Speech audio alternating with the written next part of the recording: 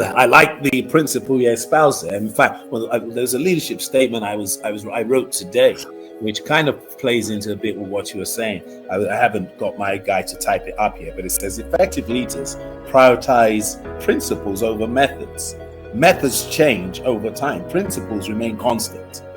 And so I like the initial idea that you bring out about the tree in the garden, because it seems to have some metaphoric sense that in some ways, and I might be wrong, that is driving towards us building something about the tithe or obedience to God in our finances, may I say.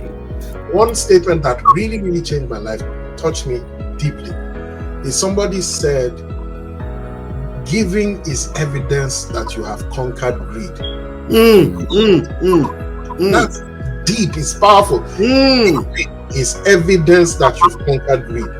We can extend that to say giving is an expression of your love for God and an evidence that you have conquered greed and selfishness. You know, greed is a selfishness package, right? But tithing goes even beyond that. Tithing is evidence that you've conquered greed, yes, but it's also evidence that you have exercised yourself in obedience to a revelation. How giving was done in the New Testament, especially the Philippian church, it was sacrificial. Now, I know the word tithing wasn't mentioned in the New Testament church, and that means, because the word tithing doesn't absolve us of the responsibility of, being great stewards and giving, to God's work and all that. But what I see from the New Testament is that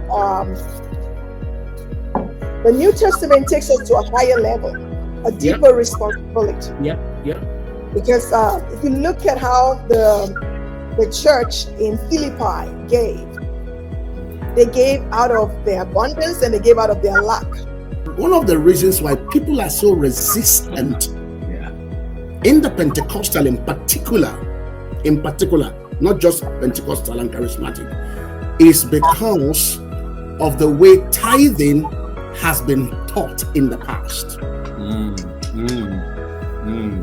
We've made it so much transactional rather than transformational.